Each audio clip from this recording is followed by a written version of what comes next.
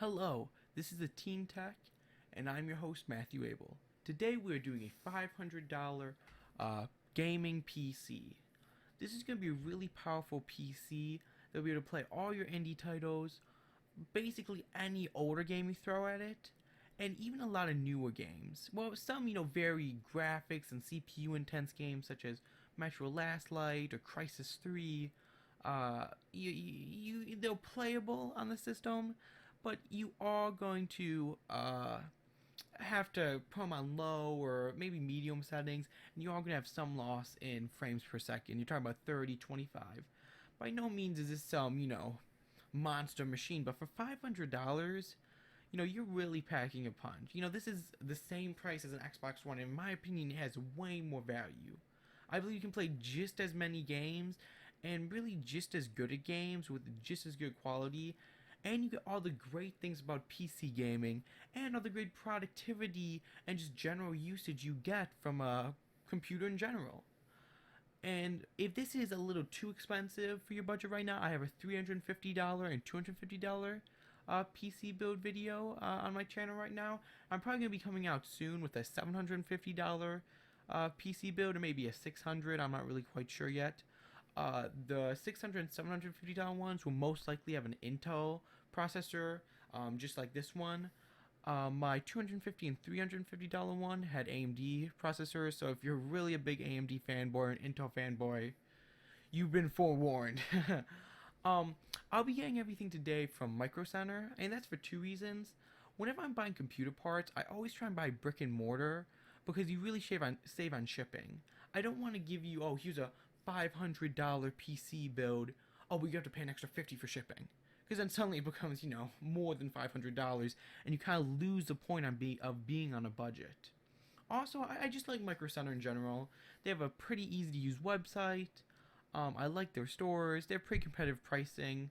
Especially, we're going to be getting a CPU and motherboard bundle. So we're going to save, I think like around $25 on the motherboard. Well, you'll see. But you can get some good deals. And if you don't have one near you, even though they are basically nationwide, you can either order from their website, order from Amazon, order from Newegg, Tiger Direct. I don't care. These products aren't that hard to find. If you Google them, I'm sure, you'll find 10 places that are willing to sell them to you.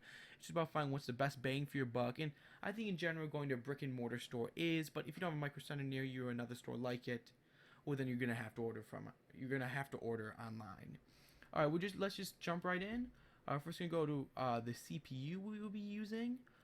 I'm getting a Intel Core i5-3570K. It's a quad-core CPU. It's a socket OG A1155. 3.4 gigahertz clock speed, 3.8 gigahertz turbo speed. And so some of you, especially people who are really supporters of AMD, might be like, whoa, this is so overpriced. It's $180. And yeah, Intel processors are expensive. I got an AMD processor in a $350 build that had pretty similar specs for $100 less. But I really do believe that Intel has better architecture. Their single core performance it um, exceeds AMD, and also you're going to save money in the long run too because it uses less energy, which can add up over time to be, over 3-4 years, which may be the life of this processor, or maybe how long you're using it, maybe even longer. That could be, $50, $75, $100, depending on, how much your energy costs or how much you use your PC. And, this obviously not getting some of the stuff that Intel has to offer, like hyper-threading, but, I like real cores. I thought about going with i7. Not i7, that would be much too expensive. An i3. But honestly, I wanted the real cores, so I let splurge a little bit. We went with the i5. Also, it's a lot easier to get to the turbo speed or overclocking with Intel processors because they run a lot cooler. Also has Intel HD 4000 graphics if you're going to use integrated. We're not, so that doesn't matter to us. 32 gigabytes memory supported. We're just going to be using the included heatsink, but as I said, Intel CPUs are a lot easier to overclock because they stay cooler than AMD CPUs. For motherboards, I was kind of disappointed, but we were just kind of locked in by our price. So this we're getting, I believe, for 25 with the bundle. Yeah, I think that's correct. So you're saving 20 bucks off this. And this motherboard, it will get the job done. It's not great. Um, it has dual channel memory. You're really not gonna need anything more unless you're going to a really expensive range, 1,000 plus. It does have integrated graphics support, so if you don't want to get a graphics card, if you want to go a little bit cheaper, especially if this is going to be like a work machine, because our CPU is quad core, so you can get some productivity, video editing, music creation, you can get some of that productivity stuff done on this, and it'll be a pretty pleasurable experience. I kind of like how it has, where is that? I like how it has, a PCI Express slot. I wish I had a PCIe. No, it's not great. And the thing I really hate about this, and it almost made me not choose it, but I was really bound by budget, is the fact that it only has SATA 3. And while 4 is plenty for that, I was really hoping to get a SATA 6.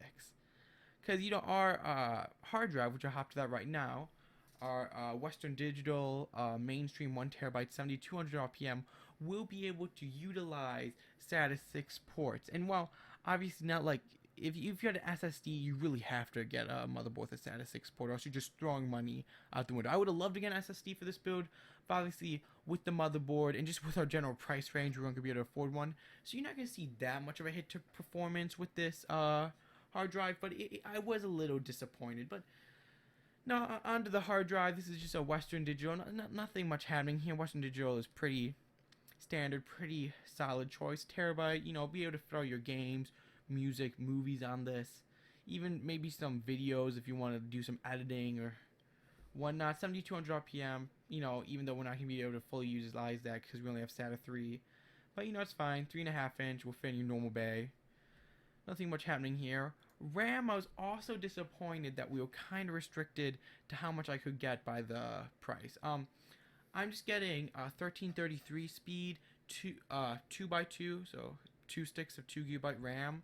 Clock speed is kind of slow, but as long as you stay like over 1300 megahertz speed RAM, it's really not an issue. Because we have a committed graphics card. If you're using integrated graphics, and that's a whole nother story, but because we're using a committed graphics card with GDDR5 RAM, which is stupid fast, we really don't need fast RAM. I was kind of hoping to get 8, but this will get the job done. That would probably be my first upgrade, but a lot of games won't utilize really much more than 4, even though it is good to have them because a lot of them will benefit, but a lot of them don't need it. Kind of like how, having a quad-core CPU now, and one of the reasons why I went for a quad-core CPU is because even though you don't really need it, they will utilize it, and you will see a benefit in performance. You also may be wondering, a Micro Center brand? And yeah, this is Micro Center branded RAM, but I've actually had really good luck with this. I have Micro Center branded RAM in my personal computer right now, and I've had no issues with it, and it's actually performed quite well. I was very surprised. Normally I'd say I'll go with Kingston or one of those brands, but I'm surprised it's worked very well, so I give it my full suggestion. So as I stated earlier, we do have a committed graphics card. We're getting a NVIDIA GeForce GTX 650. It's a gigabyte model. This is a really good, really solid graphics card. I've used it before. You get really good performance out of it. I like the fan on this one. I've seen some better ones, but the fan is still pretty good on this one. And I don't think, we're really going to be in a stage to overclock this at all. So, you don't really need much more than that. It has a gigabyte of GDDR5 RAM, so that's incredibly fast and will really help with your buffer times and just overall gameplay. Obviously, you're going to have to power this whole machine. So I just got a bronze 80 plus power supply. Nothing much happening here. It is, as I said earlier, 80 plus bronze certified. I really always try and get at least that, because I don't think you really need 80 plus gold unless you're going to be using the full load of the power supply. But, in this case, 550 is going to be plenty enough for this. If you really want to have a lot of upgradability in the future, which then you probably also want to get a new motherboard as well and spend a little bit more on the motherboard, which if you're ever going to get an SSD, I will suggest that too, because as I said, there are only SATA 3 ports on, it, then you may want to get 600, 650. But again, need to stay within our budget. For case, I've used this one before. I actually really like this Fractal Design Core 1000 MATX computer case. We have an MATX motherboard, so it will fit. And this is a really nice small case. Not motherboard. Well, a motherboard will fit as well, but our graphics card is small, so it'll fit very easily. And you could even get a much longer one. It's not like MITX small, but it's small. It's elegant. As I always say, don't skimp out of the case. If you get a cheapy, like Chinese-made case, it's really just gonna ruin the experience for you. One thing I was a little worried about though was because this only has one fan in the front, and so if you know much about computers or anything about cooling computers, unless it's water cooled, what you want is with the airflow, you want air to come in the front and exit out the back, right? And I was a little sad that this only had a fan in the front. So I thought, I really don't want to risk it considering that we have a committed graphics card. I'm not in love with the Gigabyte fan on our GTX 650, so I wanted to make sure the case was just going to be cool in general. So, it's $5. I don't know, actually $4. It may save you from overheating, which, will cause lots of damage to your parts or just having poor performance. So it was worth the extra $4. You're gonna, I'll just zoom in on this. The case, it's gonna be really easy to mount right here, see, on the back. And that would just pull air out the back and really create a nice natural vacuum to really get a lot of good, clean airflow. It was $4. It was cheap. It's worth spending the money. Okay, so drum roll please. And the final total gets to be $503.92. So we went around $4 over, mostly because at the last minute I decided to add this fan. But I think going the extra $4 over is worth it to make sure your system is cool. And it's still really cheap. It's basically the same price as an Xbox One. You get way more bang for your buck here. You better play a lot of games on this system. In reality, if you were going to spend this much on a system, I would probably go get 8 gigabytes of RAM, or at least plan to get 8 gigabytes of RAM. And especially if you plan on upgrading this, I would get a nicer motherboard, because a motherboard is going to restrict what you're going to be doing in the future. But again, it's about staying in the price range and trying to get the most bang for your buck now. So I hope you like this video. This is my channel on YouTube.